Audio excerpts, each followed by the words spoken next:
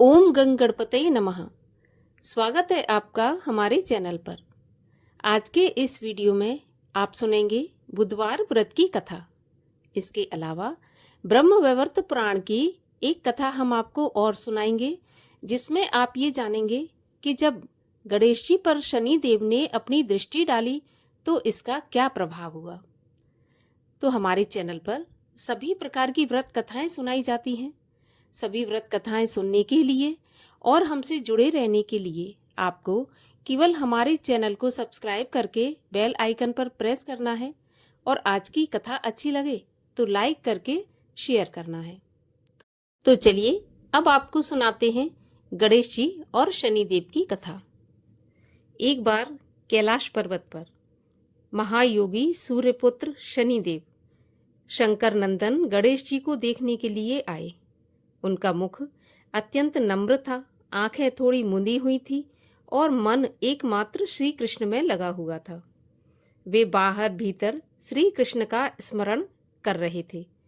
वे तप को खाने वाले, तेजस्वी धधकती हुई अग्नि की शिखा के समान प्रकाशमान, अत्यंत सुंदर श्याम वर्ण और पीतांबर धारण किए हुए थे। उन्होंने पहले विष्णु, ब्रह्मा, शिव, धर्म, सूर्य, देवगणों और मुनिवरों को प्रणाम किया। फिर उनकी आज्ञा से वे उस बालक को देखने के लिए गए।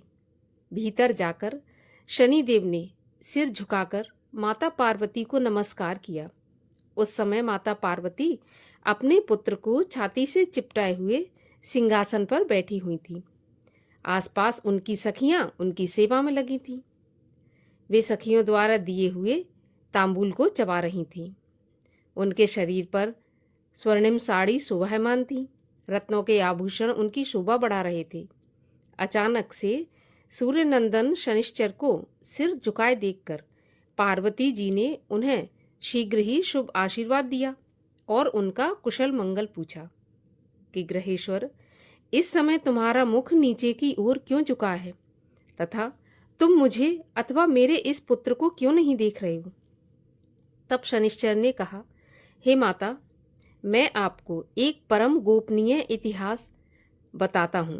हालांकि वह माता को बताने के लायक नहीं है, फिर भी मैं आपको बताता हूँ, सो सुनिए।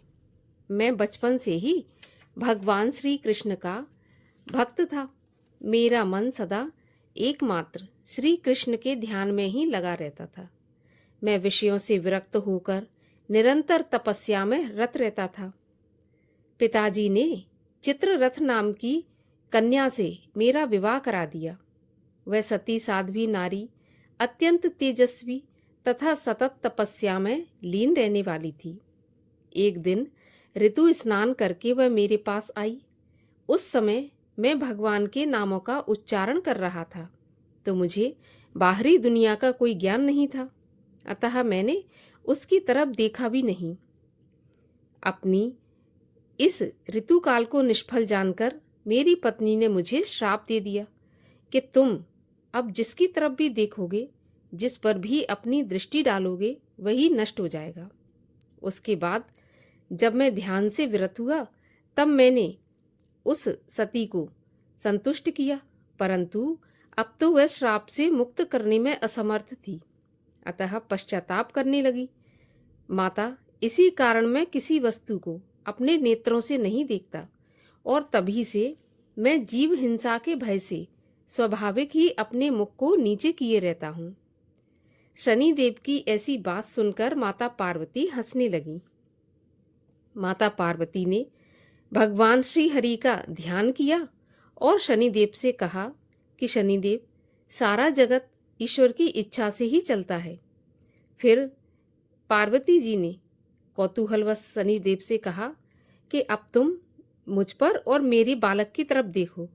मैं भी देखती हूँ कि किस प्रकार मेरा अनिष्ट होता है या मेरे बालक का अनिष्ट होता है। तब पार्वती जी के वचन सुनकर शनिदेव मन ही मन सोचने लगे कि मैं पार्वती नंदन पर देखूं या न देखूं। ऐसा सोच रहे थे क्योंकि यदि मैं बालक को देख लूँगा तो निश्चय ही उसका कोई न कोई अनिष्ट हो जाएगा। इस प्रकार कहकर शनिदेव ने धर्म को साक्षी मानकर गणेश जी की तरफ देखने का विचार किया, लेकिन माता पार्वती को न देखने का मन में सोचा। शनिदेव का मन पहले से ही खिन्न था। उनके कंठ, होंठ एवं तालू भी सूख रहे थे। फिर भी उन्होंने अपने बाएं नेत्र के एक कोने से गणेश जी की मुख की तरफ निहारा और जैसे ही शनि की दृष्टि पड़ी, उसी समय उस शिशु का मस्तक धड़ से अलग हो गया। तब शनिदेव ने अपनी आंखें फेर ली और फिर वे नीचे मुख करके खड़े हो गए।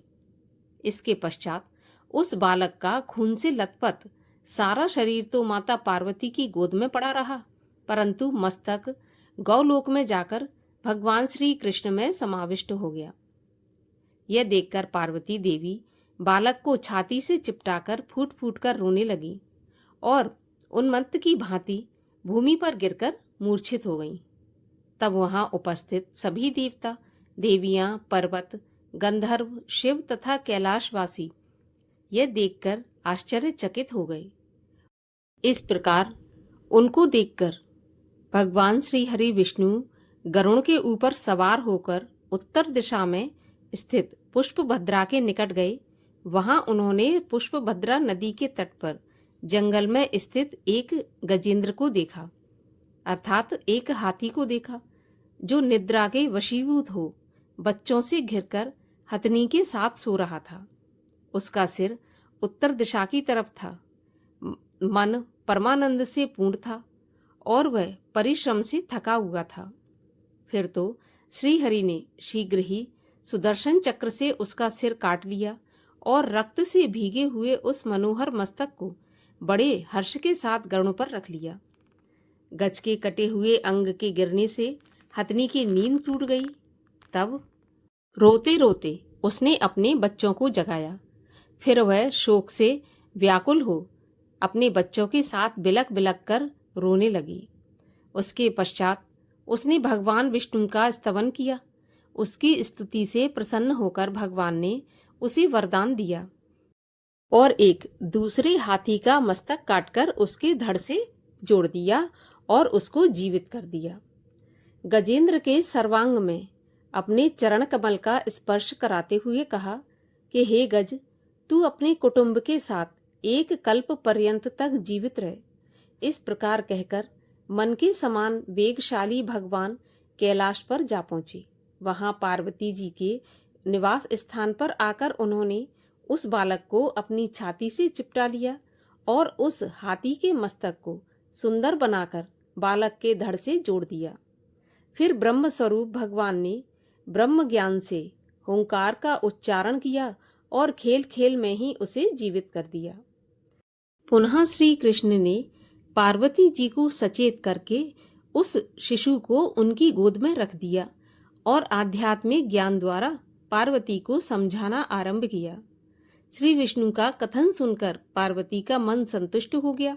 तब वे उन गदाधर भगवान को प्रणाम करके शिशु को दूध पिलाने लगी। उसके बाद प्रसन्न हुई पार्वती ने शंकर जी की प्रेरणा से अंजलि बांधकर भक्तिपूर्वक उन कमलापति भगवान विष्णु की स्तुति की। इस प्रकार इस कथा से हमें ये पता चलता है कि भगवान गणेश जी भी शनिदेव की दृष्टि से नहीं बच पाए थे। भगवान गणेश पर भी शनिदेव की दृष्टिपात हुआ था। अब सुनते हैं बुधवार के व्रत की कथा। लेकिन उससे पहले हम आपको बुधवार के व्रत का विधान बता देते हैं। बुधवार के व्रत में एक ही समय भोजन किया जाता है। हरे रंग की वस्तुओं का प्रयोग अधिक से अधिक किया जाता है और भगवान श्री गणेश की कथा सुनी जाती है। बेलपत्र आदि से पूजन किया जाता है और भगवान बुद्ध देव की कथा सुनी जाती है, आरती की जाती है। बीच में कभी भी कथा में नहीं उठना चाहिए, कथा पूरी सुनना चाहिए। और बुधवार के दिन कभी भी उत्तर दिशा की यात्रा नहीं करनी चाहिए, अशुभ होती है। अगर आपको बुधवार के दिन यात्रा करनी ही पड़े उत्तर दिशा की, तो भगवान गणेश जी की इस कथा को सुनकर कर सकते हैं। एक समय की बात है, एक व्यक्ति अपनी पत्नी को विदा करवाने के लिए अपनी ससुराल गया। वहां पर कुछ दिन रहने के बाद उसने सास ससुर से अपनी पत्नी को विदा करने के लिए कहा, किंतु सबने कहा कि आज बुधवार का दिन है, आज के दिन विदा नहीं किया जाता, ना ही कहीं जाया जाता है। परंतु वह व्यक्ति नहीं माना और हठधर्मी करके बुधवार के दिन ही अपनी पत्नी को विदा करा के अपने नगर को चल पड़ा। रास्ते में उसकी पत्नी को प्यास लगी तो उसने अपने पति से कहा कि मुझे बहुत जोर से प्यास लगी है। तब वह व्यक्ति लोटा लेकर रथ से उतरकर जल लेने के लिए चला गया। जैसे ही वह व्यक्ति पानी लेकर अपनी पत्नी के पास आया तो वह देखकर आश्चर्यचकित रह गया।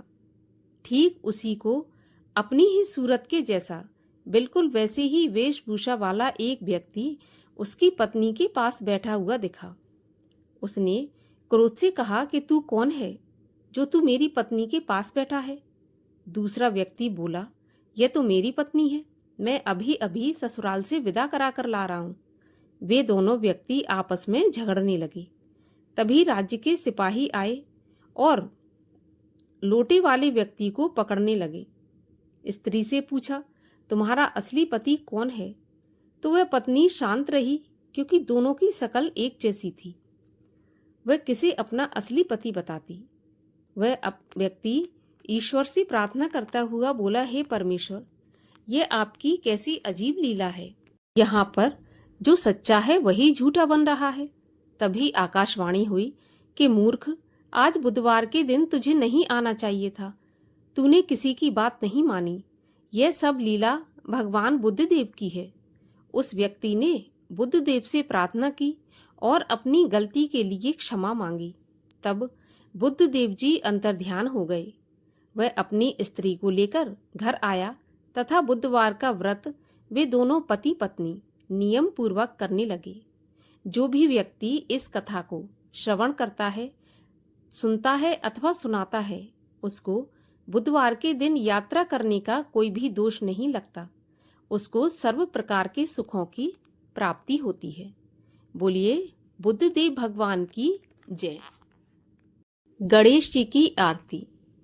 ओम जय गौरी नंदा प्रभु जय गौरी नंदा, गणपति आनंद कंदा मैं चरणन बंदा। ओम जय गौरी नंदा, सूंड सुंडालो नयन विशालो, कुंडल झलकंता, कुमकुम केसर चंदन, सिंदूर बदन वंदा। ओम जय गौरी नंदा, मुकुट सुगण सोहंसा, मस्तक सोहंता, बैया बाजू बंदा, पहुँची निरखंता।